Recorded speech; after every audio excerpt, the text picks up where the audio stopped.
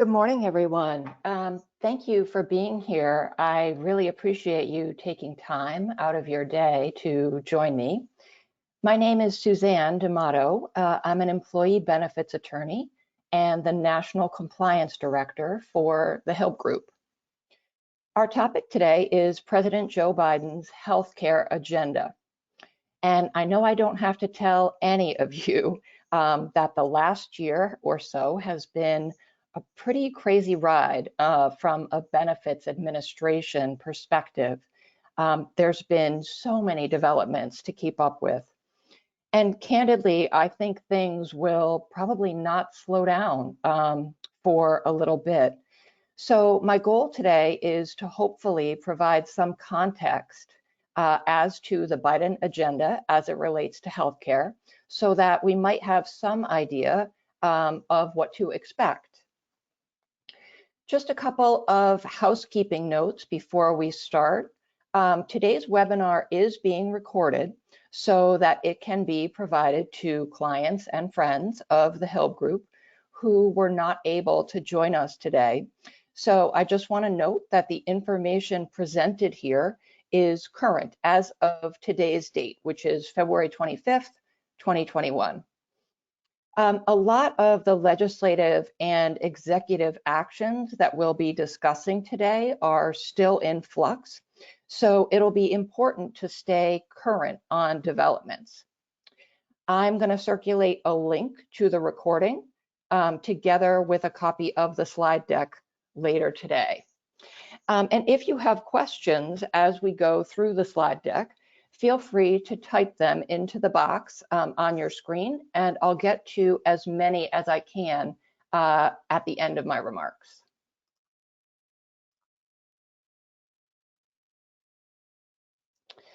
Okay, so let's start by looking at sort of the broad themes, right, of Biden's healthcare agenda. In many ways, what Biden is proposing is really a return to the Obama administration's approach to healthcare by doing a few things, right? By building on the ACA, by continuing CMS's progress towards value-based care, and also by supporting the modernization of the FDA by making changes to things like transparency in drug pricing, and also to the way that clinical trials are conducted. I think, anyone who was hoping for sort of a radical overhaul of the US healthcare system, along the lines of Bernie Sanders' Medicare for All, and proposals like that, I think people who were hoping for that kind of a radical overhaul, I think will be disappointed in the Biden administration's proposals. Nevertheless, there are a lot of important changes to public programs, including the ACA, Medicare, and public health that I think we can expect to see. With the Democrats in control of the House and the Senate, albeit by the narrowest of margins, Biden is going to be able to pursue key items in his agenda.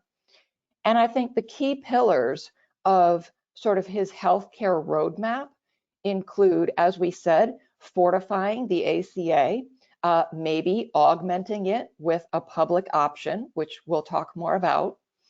I think we can expect to see him expand the ACA for lower income Americans, particularly in non-Medicare expansion states. Introducing legislation on something like Medicare for More, and again, we'll talk more about that. And also, as we said, sort of revitalizing public health initiatives. I mean, when you look at that list, I think it's clear that the common theme here is improving people's access to health insurance. Some of Biden's bolder ideas, like developing a public option or developing or allowing the federal government to negotiate drug prices in Medicare and for other payers, that's currently prohibited under the so-called non-interference clause. And other ideas like raising the corporate tax rate all of those kind of like bigger, bolder ideas are going to be a little more challenging to achieve, even with those slim majorities in the House and the Senate, because those kinds of actions, are going to take legislative action and therefore will need congressional support. So I want to take just a minute to refresh our memory with respect to Biden's public option idea.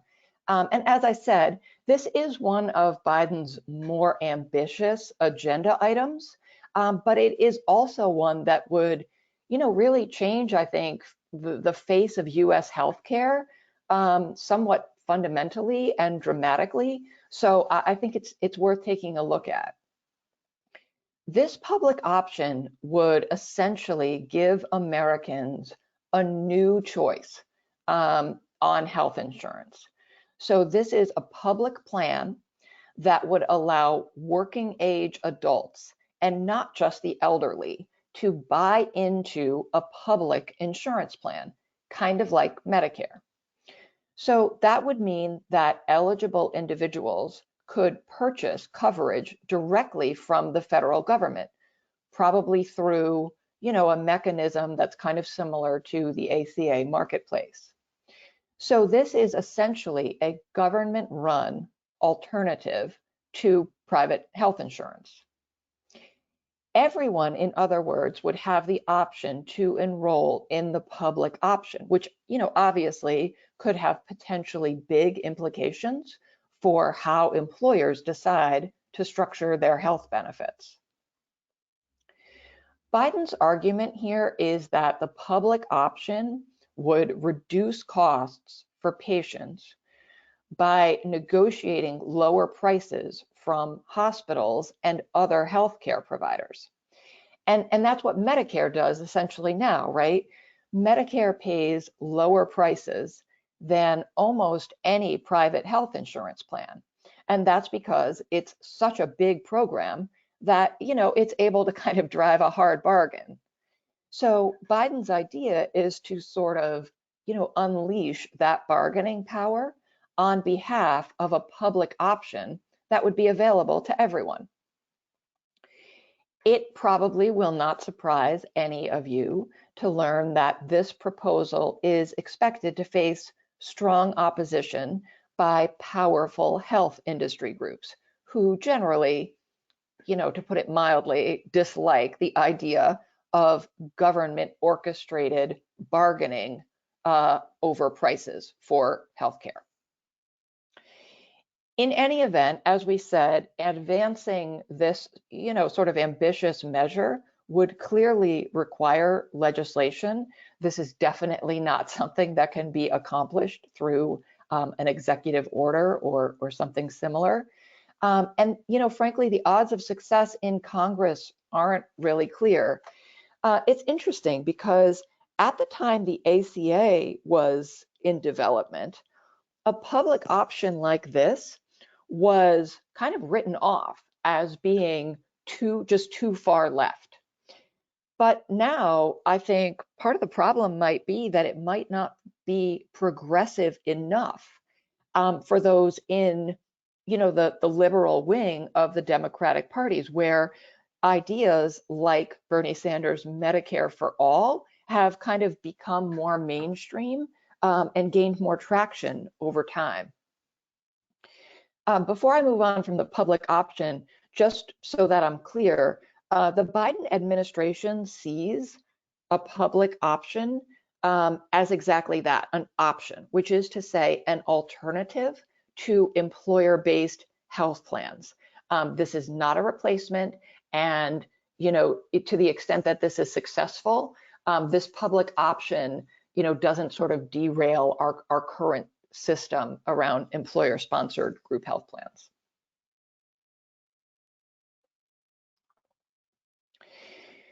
So in this analysis of Biden's healthcare priorities, you can see that the public option would, as we just said, require legislation, and that it's not thought to be terribly likely, probably due to a combination of the appeal of it to the current Congress, and also, frankly, to healthcare payers. Not surprisingly, I think the priorities that are expected to gain the most traction are those that are perceived to have a positive impact sort of across the board, right? On payers, on providers, and on pharmaceutical companies. Those initiatives include things like increased premium tax credits for families, and also ramping up the federal response to COVID-19. So this table also sort of introduces the idea that there are a few vehicles for accomplishing different agenda items. Some, as we said, will require legislation. Others can be done more unilaterally by the executive branch, and others will require agency guidance or regulations.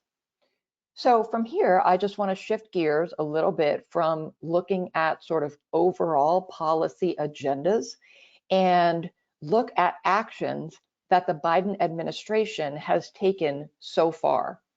I'm going to start with the actions that the president can take and has taken all on his own. And then we will turn to the $1.9 trillion relief bill that is currently pending. So President Biden has taken a few actions to accomplish the parts of his agenda that don't require action by the legislative branch. So before we get into the executive actions that he's taken, let's just clarify the types of actions that are available to him, just so that you have a little bit of context as we go forward. An executive order is a specific type of presidential action. It's an official, legally binding mandate that is passed down from the president to federal agencies under the executive branch. Executive orders are published in the Federal Register, and they're numbered consecutively. So essentially, an executive order gives federal agencies instructions on how to interpret and carry out federal law. Executive orders cannot change existing law, right? But they can direct federal agencies to draft new rules or guidance consistent with the administration's existing legal authority. So how quickly an executive order can be implemented really depends on the underlying policy that's being directed. Changes that are operational, like for example, opening a special enrollment period on an exchange, can be made very quickly, while changes that require new rules or revisions to existing rules, take a little longer. Those kinds of actions require notice and comment periods that take months. An executive memorandum is essentially the same as an executive order. The difference is that a memorandum doesn't have an established process for how the president issues it. So memoranda don't have to be submitted to the Federal Register. They're not numbered or anything like that, the way that executive orders are. So they tend to be sort of a little bit harder to track and kind of keep track of. Proclamations are the last form of executive actions, and these are really largely used for ceremonial purposes. They usually don't carry any legal effect. So for example, when something like a former Supreme Court justice dies, a president might issue a proclamation ordering flags to be flown at half staff. All right, so with that, let's take a look at the executive actions that President Biden has issued so far. On January 28th, President Biden issued an executive order on strengthening Medicaid and the Affordable Care Act. The executive order states that it is the policy of the Biden administration to, quote, protect and strengthen Medicaid and the ACA, and to make high quality health care accessible and affordable for every American. The policy goals laid out in this executive order, perhaps not surprisingly, are in stark contrast to those in President Trump's very first executive order, which you may remember stated that the policy of his administration was to seek repeal of the ACA, minimize its burdens, waive its requirements, and generally provide flexibility to the states. The Biden executive order revokes that Trump executive order, as well as an October 2017 executive order that directed federal agencies to expand access to short-term plans, also to association health plans, and to certain HRAs. President Biden's executive order also directs each federal agency to consider suspending, revising, or rescinding any action that was related to those Trump-era executive orders.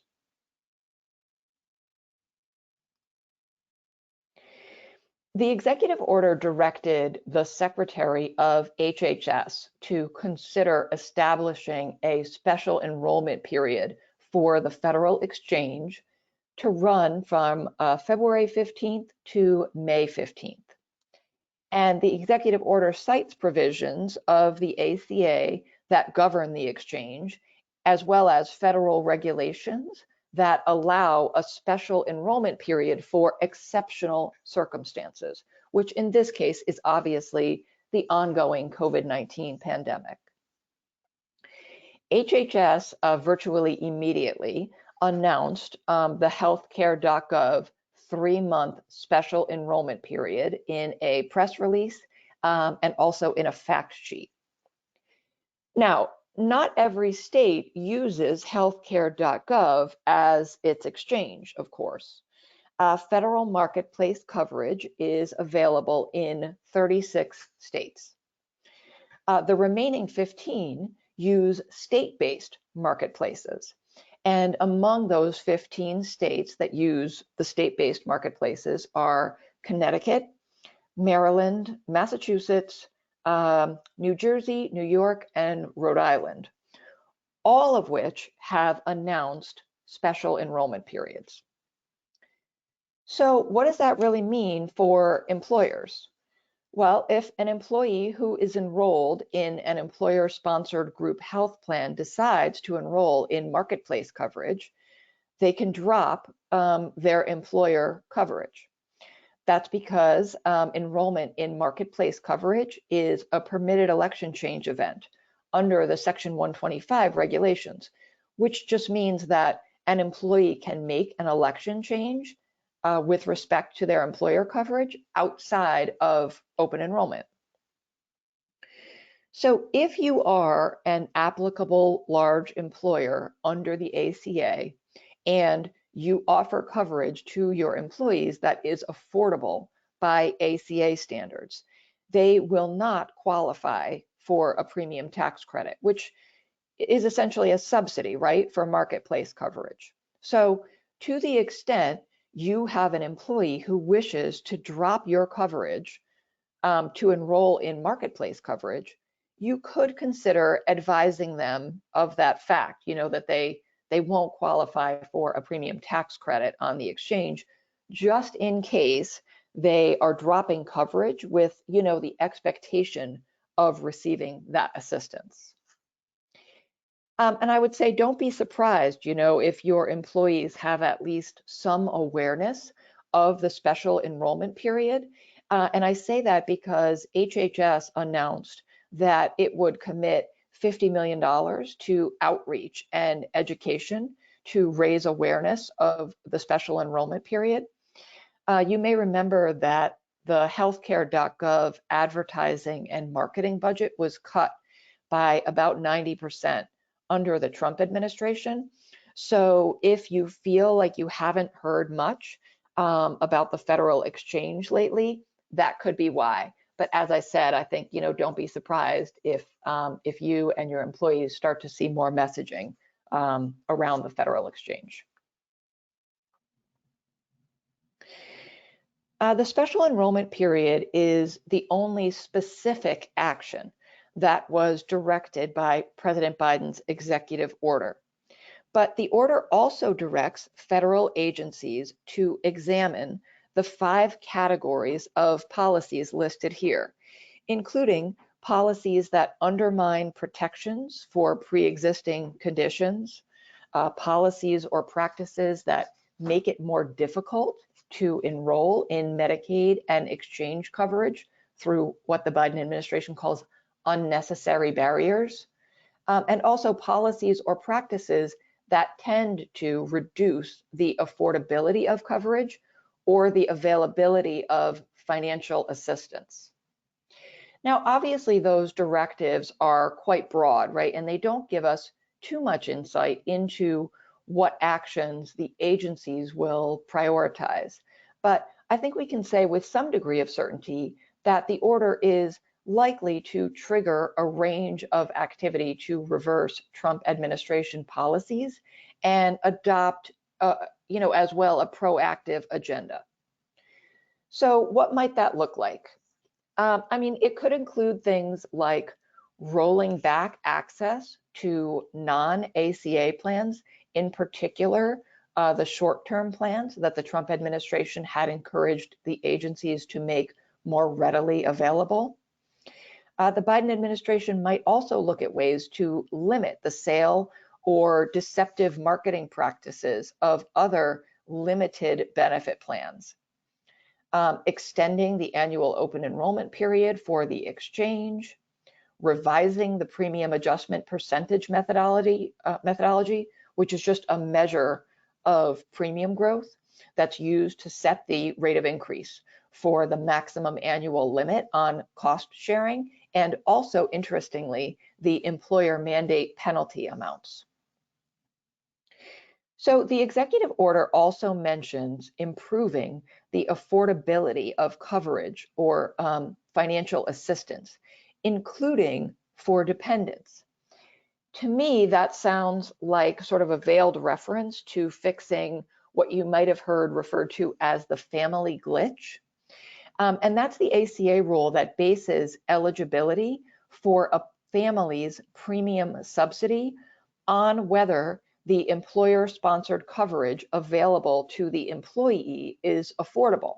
Now, as we know, right, affordability under the ACA considers only the required employee contribution towards the cost of employee-only coverage, even if a particular employee covers dependents, right? So an employee who is offered affordable coverage is rendered ineligible for a premium tax credit for family coverage on the exchange. So the executive order appears to direct the Treasury Department to reinterpret its existing regulations, which, it certainly has the authority to do.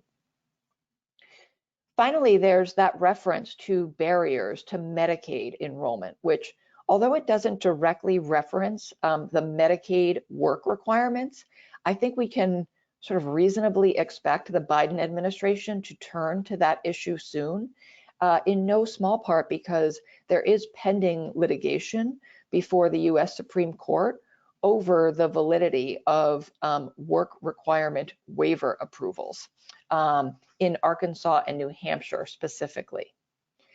So just by way of background here, until recently, CMS and state Medicaid agencies did not consider employment status when determining Medicaid eligibility.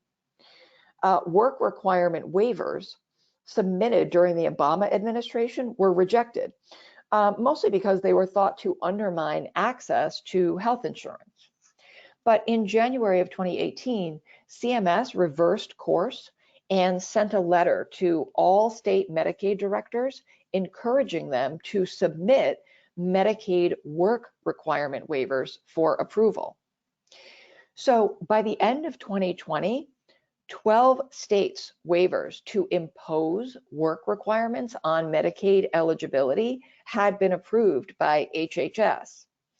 The Arkansas work requirement took effect in June of 2018, and that resulted in about 18,000 people in the state losing coverage. So a federal judge halted the requirements and also stopped similar requirements from taking effect in New Hampshire in March of 2020. So it's the continuing litigation over those requirements that I'm suggesting could prompt the Biden administration to examine these work requirement waivers sooner than later. In terms of agency actions, I think we could see HHS rescind the Trump era guidance that encouraged work requirements, also to deny pending waiver applications, and probably also to begin the process of revoking the approved waivers. Okay, so moving on from the executive order, President Biden also issued a memorandum on protecting women's health and promoting access to reproductive health care.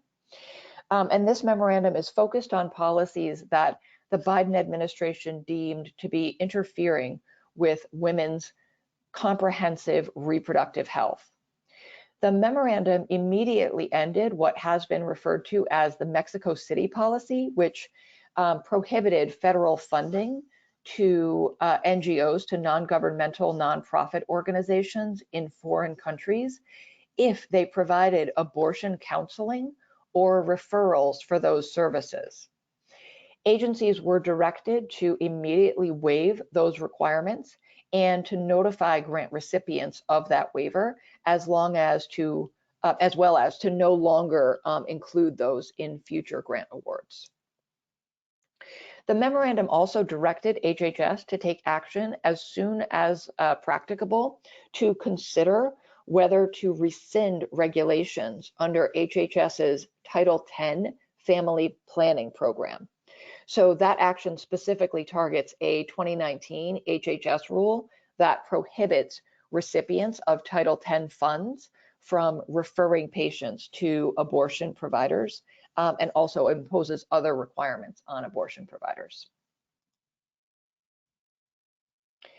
On January 20th, President Biden's chief of staff issued a regulatory freeze memo addressing certain regulations issued in the final days of the Trump administration. This memo directs agencies to withdraw regulations that had not yet been submitted or published in the Federal Register, and also to consider a 60-day delay for regulations that had been published but had not yet taken effect. So I want to take a quick look at what regulations were actually withdrawn, which ones are subject to a delay, and which are not impacted at all by the freeze. So there are two regulations of note that are withdrawn as a result of the regulatory freeze. The first one is the EEOC wellness regulations. The EEOC had proposed rules on wellness incentives under the ADA and GINA in response to a decision of a federal court that had vacated prior EEOC guidance that established limits on the incentives that employers can offer as part of a wellness program. So these proposed EEOC wellness regulations that were intended to redefine those limits on the incentives that employers can offer as part of their wellness program, they hadn't been published in the Federal Register as of January 20th when the freeze memo came out. So they are withdrawn. The second item here is the proposed HIPAA privacy regulations. These regulations would have made a number of significant changes to the HIPAA privacy rule, and they're intended to give individuals greater access to their protected health information, as well as to improve the sharing of that information for the coordination of care. These HIPAA privacy regulations were published on January 21st, so they too are withdrawn because they were published after the January 20th regulatory freeze memo. There are also two noteworthy regulations with respect to which the agencies were asked to consider delaying the effective date for 60 days. So first is the ICHRA rules, the individual coverage HRA rules, with respect to the ACA employer mandate and the 105H non-discrimination regulations. So these regulations were published on January 19th of this year, and they were slated to become effective on March 15th. And they address the interaction of ICHRAs and the existing rules under the ACA's employer mandate, as well as the non-discrimination rules for self-insured group health plans and how those rules work with individual coverage HRAs. The second thing here is the Medicare Part D rebate final regulations. These regulations eliminate the current system of drug rebates in Medicare Part D, and they would provide prescription drug coverage discounts directly at the point of sale to create incentives to lower list prices and reduce out-of-pocket spending on prescription drugs. Finally, just a note on one regulation that is not impacted by the freeze memo, and that is the regulations implementing the requirement under the CARES Act for group health plans to cover qualifying COVID preventive services without cost sharing. So that regulation remains in place. Okay, so this is my last slide on agency actions before turning to the Biden stimulus bill. And I don't know, to me, I feel like I sort of saved the best for last. On February 10th, the Department of Justice wrote a letter to the US Supreme Court to notify the court that it was formally changing its position in California v. Texas, which is a lawsuit that sort of fundamentally challenges the existence of the ACA. Most of you are probably, have some degree of familiarity with this case. We've issued a few compliance alerts on it, and it's generally been covered pretty extensively because it represents, as I said, kind of an overarching challenge to the constitutionality of the Affordable Care Act. So DOJ writes this letter saying that it has abandoned the position it formerly took in this case, which, I mean, that is highly unusual. It's not a surprise, really, given Biden's longstanding commitment to the ACA and to the, frankly, unusual position taken by the Trump administration in the lawsuit. And candidly, I think the weakness of the previous administration's legal arguments, but, surprising or not, it is still noteworthy that the Department of Justice kind of went to this length. By way of a brief background here, you'll remember that in June of 2018, the DOJ took the, highly unusual position of not defending the constitutionality of the ACA, and in particular of the ACA's individual mandate. So at first, the Trump administration argued that only a handful of provisions should be struck down alongside the individual mandate. But later, the Trump administration came back, the Trump administration DOJ came back and asked that the entire law, the entire ACA, be declared invalid and unconstitutional. And the Trump DOJ, in so doing, sided with a coalition of Republican attorneys general led by the Texas AG. These positions were very unusual because the Department of Justice has traditionally defended federal laws if reasonable arguments can be made in their defense. I mean, there is certainly precedent for not defending a law that the government believes is unconstitutional, but those kinds of decisions by the DOJ are very rare. The break-in tradition in this case led to 3 career DOJ attorneys removing themselves from this case, and a senior lawyer resigning from the DOJ altogether. And all of those attorneys were replaced with Trump-era political appointees. So in the February 10th letter, the Biden DOJ acknowledges that it previously argued that the individual mandate was unconstitutional and inseverable from the rest of the ACA. But the letter goes on to say, essentially, that the DOJ has since reconsidered its position, and that upon reconsideration, the DOJ's new position is that the individual mandate is constitutional, even with a $0 penalty.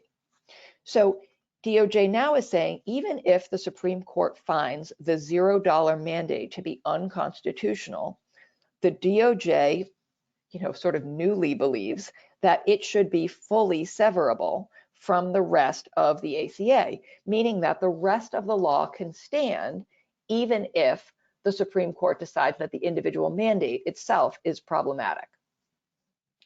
Now, bottom line, this letter is unlikely to have sort of a substantive impact on the court's decision because briefing has been complete on this case for months. An oral argument was held more than 3 months ago, on November 10th, actually, of last year. The court's decision in this case could come at any time. We know at the latest it'll come before the court recesses in July. So please do kind of stay tuned for further developments on this one. Okay, so as promised, from here, I want to turn to the $1.9 trillion economic stimulus bill that has been proposed by President Biden. The House Majority Leader is saying that the House will bring this bill to a vote by this Sunday. So following the House vote, the bill would move to the Senate. And then if Senate Democrats can hold to their schedule, the bill would go on to President Biden for signature on or before March 14th. Now, that date is important because Democrats are trying to get the bill passed before existing benefits like enhanced unemployment insurance expire.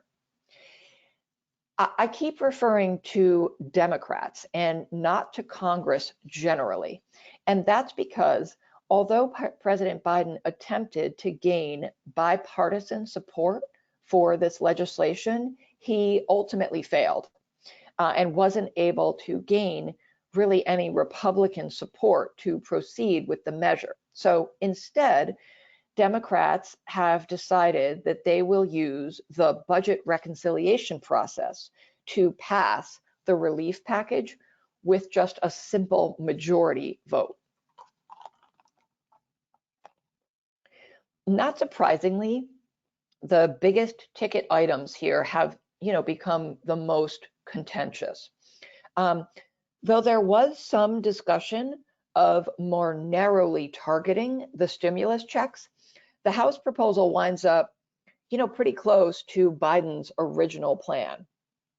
So under the House proposal, the $1,400 stimulus checks are for individuals making up to $75,000 a year, and the checks phase out at $100,000 of annual income.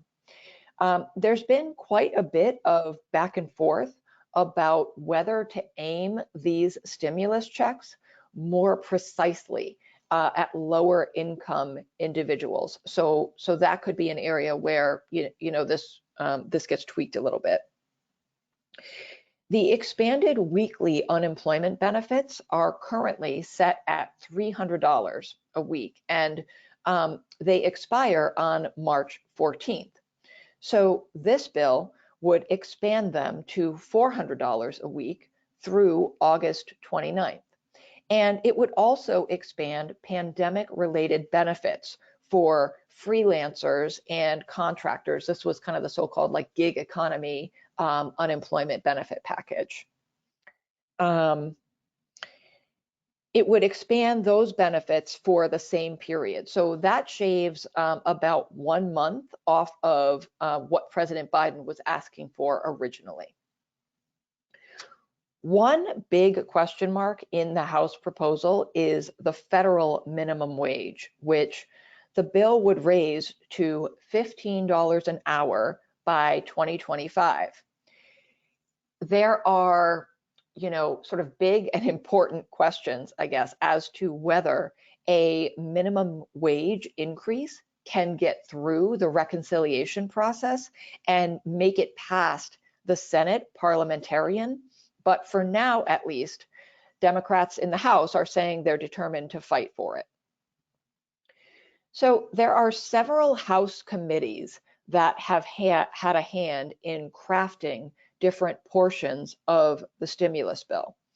And the committees all submitted their recommendations on what should be in it to the House Budget Committee, which just on Monday completed its final markup of the bill and kind of packaged the whole thing together. So I'm going to go through some of the highlights of what each committee included in the bill.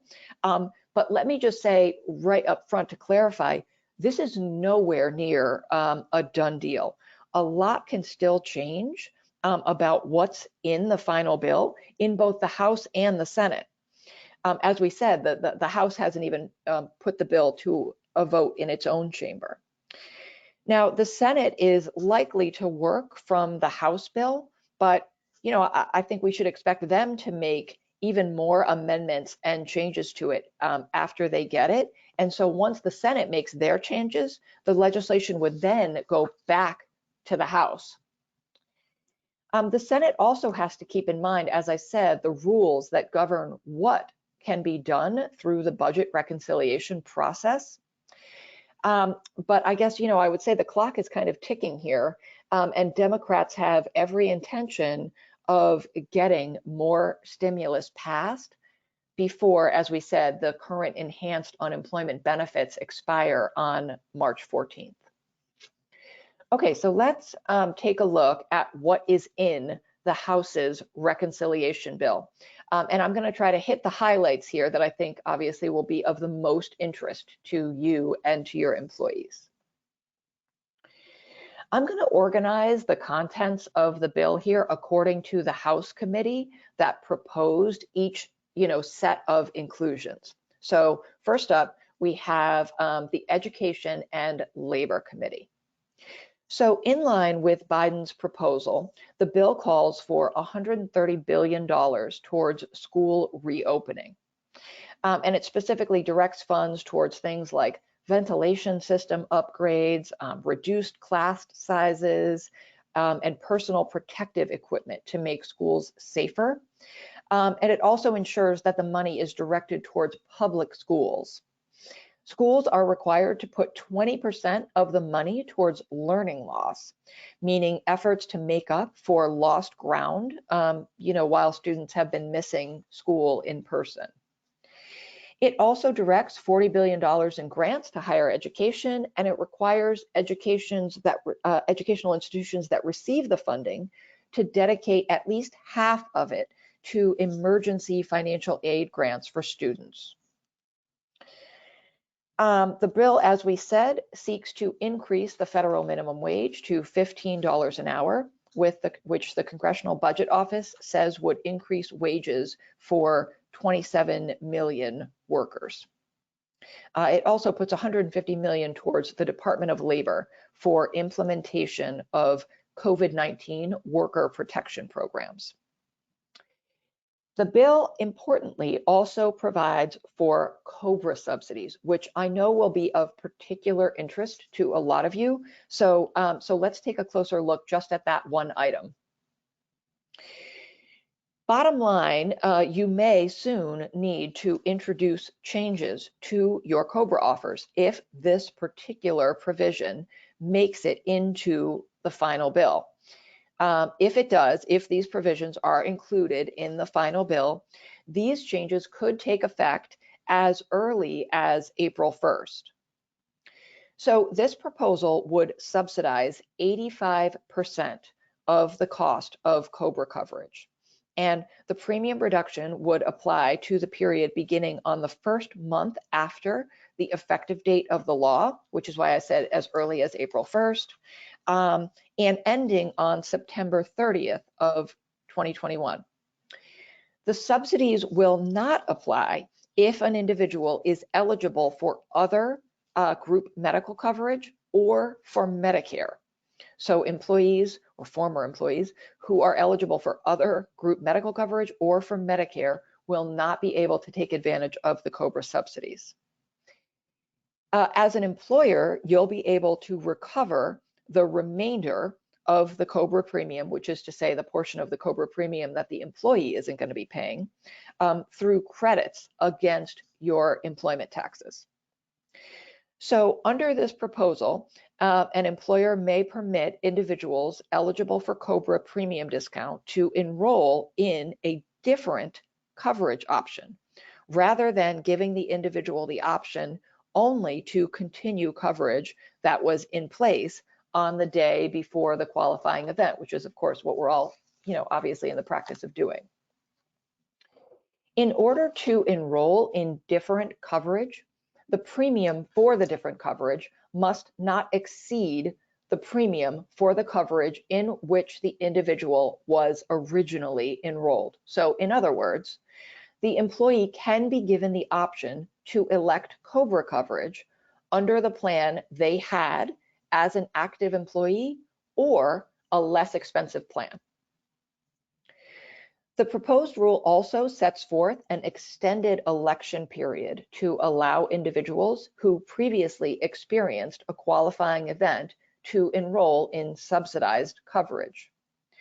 This extended election period would apply to individuals who do not have COBRA coverage in place for the first month beginning after the law is passed, but who would have been eligible for COBRA coverage if they had elected it. As well as individuals who elected COBRA coverage, but discontinued that coverage before the first month beginning after the law becomes effective.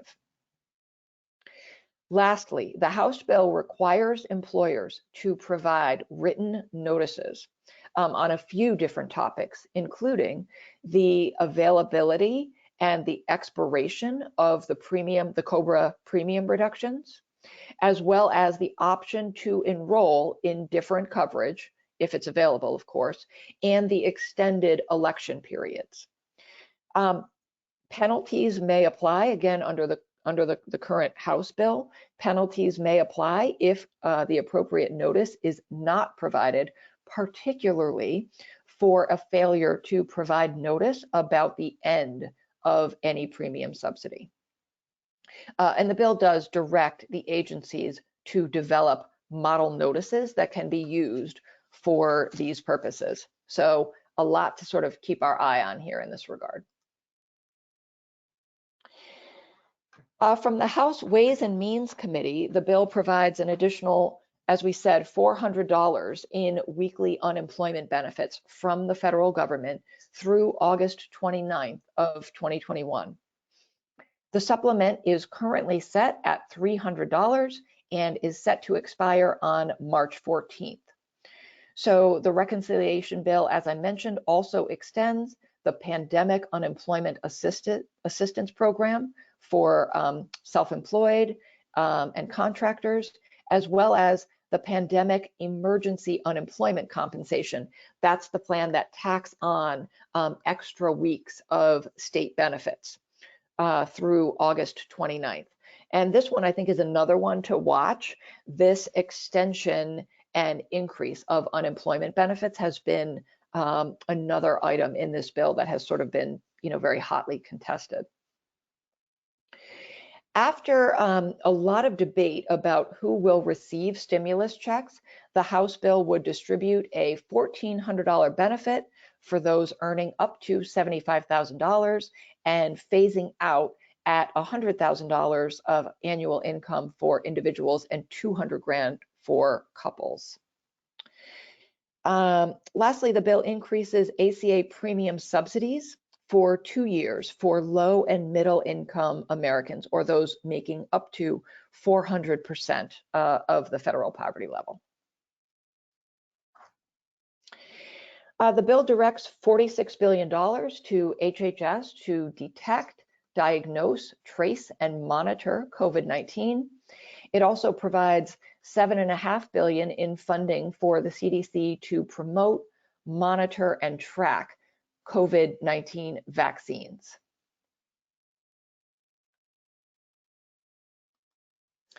So as we said, the House plans to bring the bill to a vote by Sunday. So we are still weeks away from an approval. And there are a lot of details, as I said, still to be hashed out. The federal minimum wage, as we said, is really contentious, as is the question of whether student loan forgiveness would be included. Right now, student loan forgiveness is not in the House bill, but it is kind of on the table. Senate Democrats and President Biden have different dollar figures in mind for how much to cancel.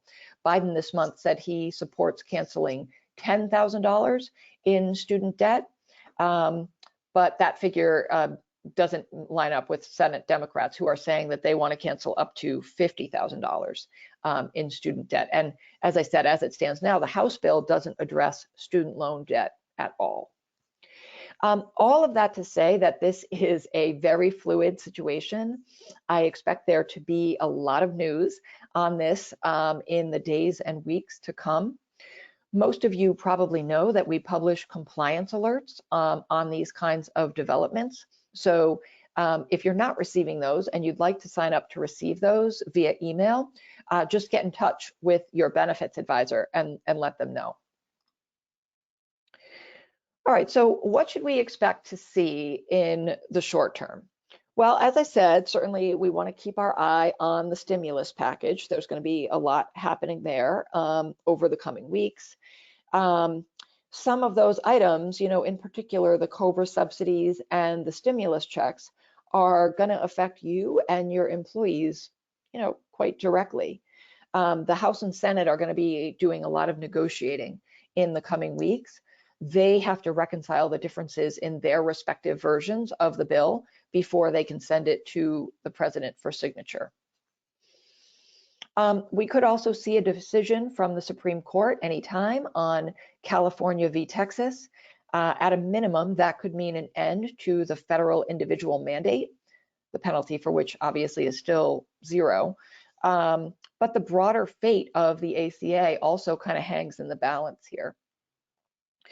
We said before that HHS opened a special enrollment period for the federal exchange. Your state exchange almost certainly also has a federal enrollment period currently. If you are in one of the 36 states that use the federal exchange, you're open through May 15th. And if you're in a state that uses a state-based exchange, you can check on those dates. I've listed a few here that might be of interest to you. I guess the only other thing I would say, and I said this at the top, is just that it has been particularly challenging in the last year or so to keep up with what seems like constant development and changes. So I hope this gave you a little context around recent developments and also gives you a few things to sort of keep your eye on going forward. Okay, so with that, I'm going to take a look and see whether we have any questions that I might be able to help with. Okay, let me just take a look. Okay, so there's a question: what if employees ask to drop insurance to enroll in ACA coverage because they think it's cheaper? Okay, so I think that to the extent the exchange in your state has a special enrollment period, you can certainly allow employees to drop coverage outside of open enrollment if the employee enrolls in exchange coverage. I guess I'd be worried that an employee who made that request because they thought they could save a lot of money, might be basing that perception on the idea that they're going to get a premium tax credit for the exchange coverage. So remember that to the extent you offer affordable coverage to your employees, they're not going to qualify for a premium tax credit. So you can certainly honor the request to drop the coverage based on exchange enrollment, but you may also wish to explore the issue of premium tax credits with your employees.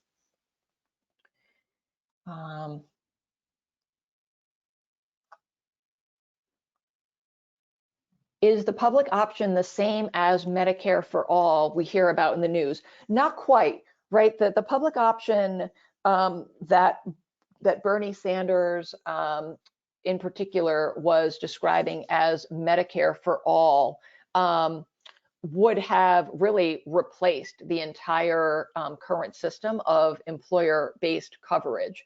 What President Biden is proposing when he says public option is another option in addition to the current employer-sponsored sort of mechanism. So Biden is just proposing another way for people to become covered.